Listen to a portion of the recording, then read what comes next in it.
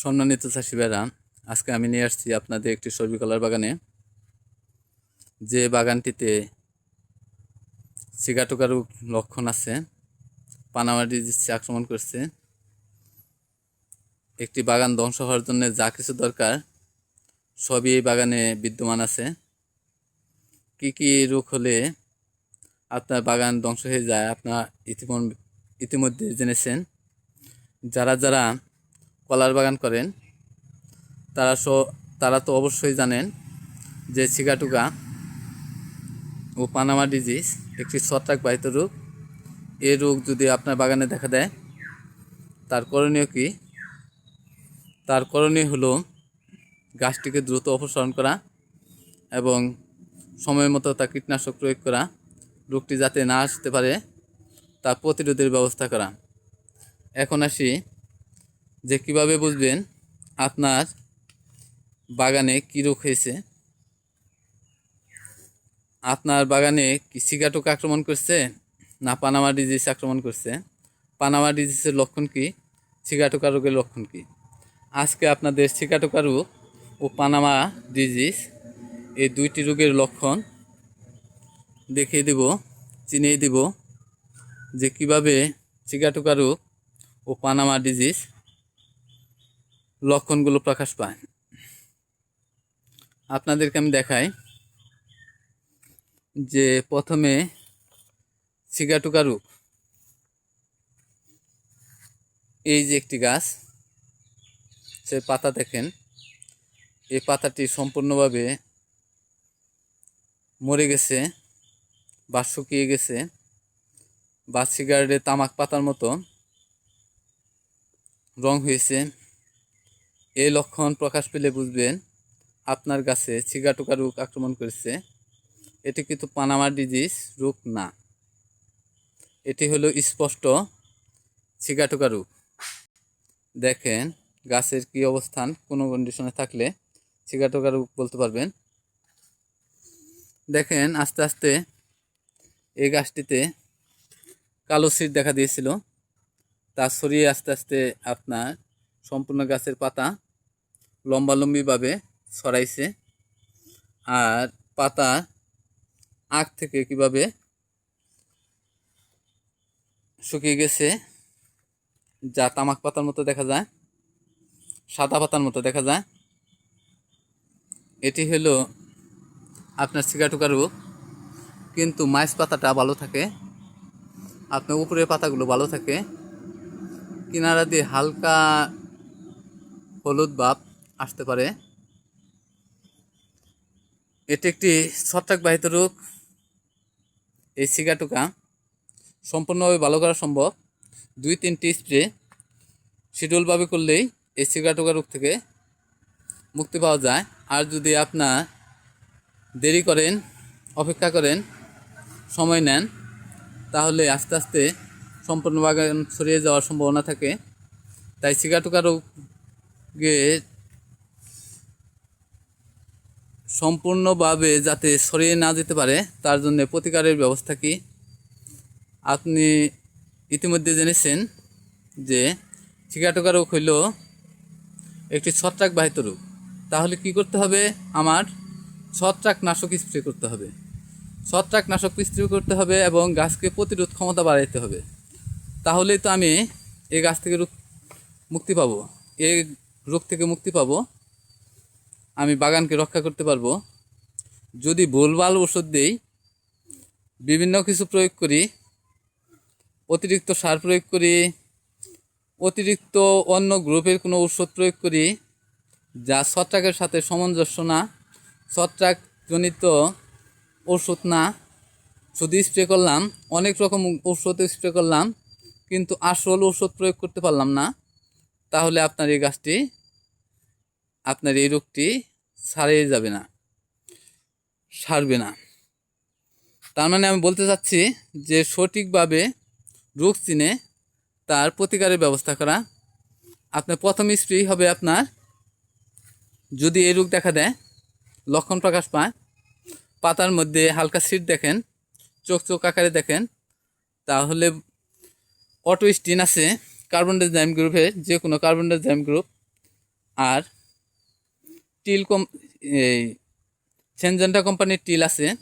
এই টিলটি আপনার 0.5 মিলি হারে প্রতি লিটারে, আপনার প্রতি লিটারে কার্বনডাইজাম 2 গ্রাম হারে আপনার সম্পূর্ণ গাছ ভিজিয়ে, পাতাগুলো ভিজিয়ে, তা গুঁড়া সহ সম্পূর্ণভাবে ভিজিয়ে 2-3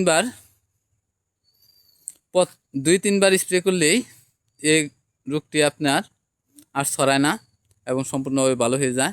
আর প্রতি মাসে মাসে টিল, প্রোপিকোনাজোল গ্রুপের ঔষধ, যে কোনো ঔষধ, টিল, আমরা টিলই বেশি ব্যবহার করি। আর সেনজেন্টা কোম্পানির টিল আর ব্যবহার করি অটোস্টিন, কার্বনডাইজাম গ্রুপ বিভিন্ন রকমের হতে পারে, অন্য কোম্পানির হতে পারে, নুইনও ব্যবহার করতে পারেন।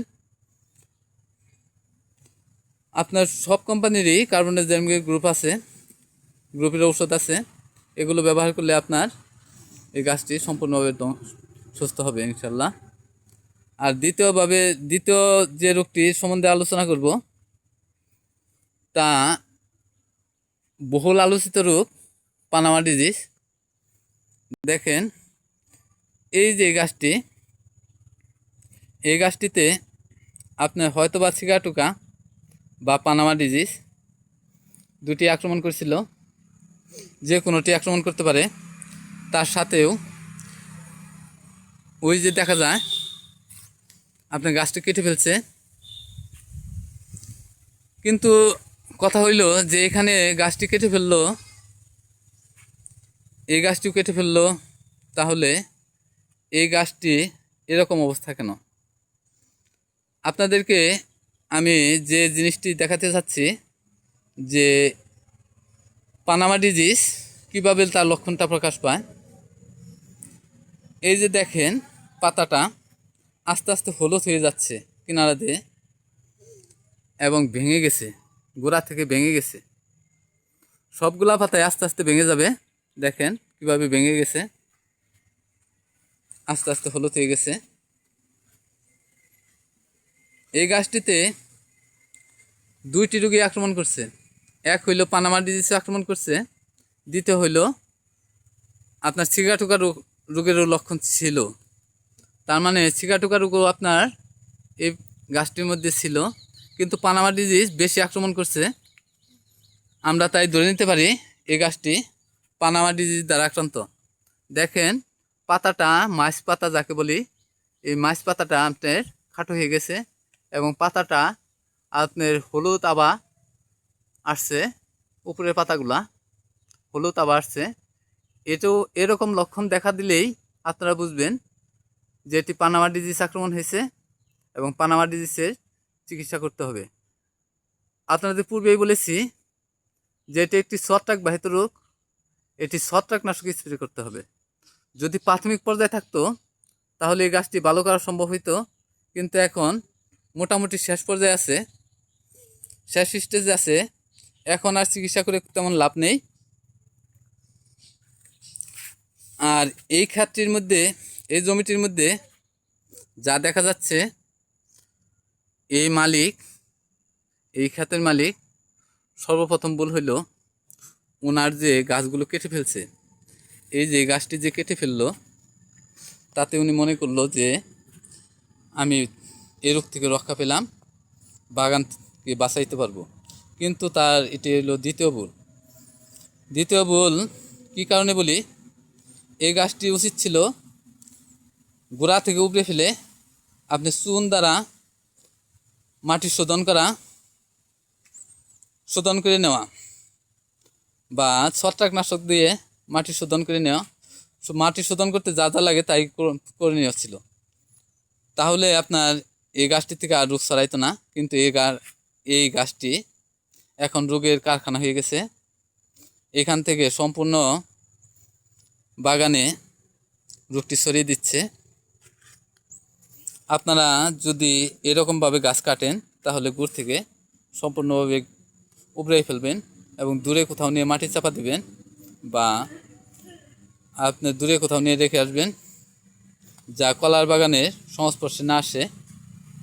আর একটা জিনিস বলি, যেটি খুব দ্রুত ছড়িয়ে যায়, এই ছত্রাকটি দ্রুত ছড়িয়ে যায়। এক হইলো পানির মাধ্যমে ছড়িয়ে যায়, দুই হইলো শিকড়ের মাধ্যমে ছড়িয়ে যায়। বৃষ্টির পানিতে যখন ডল আসে, এক জায়গার পানি আরেক জায়গায় চলে যায়, বাইর হওয়ার জন্যে যেদিকে নিচা পায় ওই দিকে চলে যায়। তার মানে জীবাণুটাতে এই পানির সাথে আপনার সম্পূর্ণ জমিতে ছড়িয়ে দেয়। তাই এই গাছটি তুলে আপনারা সম্পূর্ণভাবে উপড়িয়ে ফেলবেন এবং চুন টুন দিয়ে যা কিছু দিয়ে মাটি শোধন করা যায় তা আপনাদের জানা থাকলে আপনারা তাই করবেন এবং গাছ মাটিকে শোধন করে নেবেন। আর কৃষক তৃতীয় ভুল করতেছে, এখন যে ভুল করতেছে, উনি যে পোয়াগুলো রাখছে যে এইখান থেকে আবার ফল সংগ্রহ করবে, তা কোনো দিনই সম্ভব হবে না। এই গাছগুলো এখন রোগ আক্রান্ত হয়ে গেছে। এই গাছে এখন আর সুস্থ সবল চারা নাই। যে চারাটি উনি রাখছেন এটি সুস্থ হবে না কোনো দিনই। এটির মধ্যে আপনার জিনগতভাবেই রোগটি ছড়িয়ে গেছে। যদি ধারাবাহিকভাবে অন্য জায়গায় সরিয়ে নিয়ে এটি চিকিৎসা করা যায় তাহলে হয়তোবা এটি সুস্থ সবলভাবে বেড়ে উঠতে পারে এবং বাগানে ছড়িয়ে দিতে পারে, ফল দিতে পারে। আপনাদেরকে যে গাছটি দেখালাম তার পাশের গাছটি এখনও মোটামুটি ভালো আছে, কিন্তু পানামা ডিজিজের লক্ষণ আছেই। এটির মধ্যেও আপনার ছত্রাকনাশক স্প্রে করতে হবে, শিডিউল অনুযায়ী স্প্রে করতে হবে, তাহলেই সম্ভব। আশা করি আপনারা সিগাটোকা রোগের লক্ষণ আর পানামা ডিজিজের লক্ষণ কীভাবে আক্রমণ করে তা জেনে গেলেন। দ্বিধাদ্বন্দ্বে থাকার কোনো দরকার নেই যে আমার জমিতে কি সিগাটোকা রোগ আছে না পানামা ডিজিজ আছে, এটি নিয়ে চিন্তা করার তেমন কিছু নেই। দেখলেই বুঝতে পারবেন। এই যে ডাগাগুলা দেখেন ভেঙে যাচ্ছে, একা একাই ভেঙে যাচ্ছে, এটি পানামা ডিজিজের লক্ষণ, স্পষ্ট লক্ষণ। তাতে কোনো রকমের সন্দেহ নাই, 100% পানামা রোগের লক্ষণ। পানামা রোগের লক্ষণ অনুযায়ী চিকিৎসা করবেন। পরবর্তীতে পানামা রোগের জন্য কী কী ওষুধ আমি প্রয়োগ করি তা আপনাদেরকে দেখিয়ে দেব। সকলকেই ধন্যবাদ।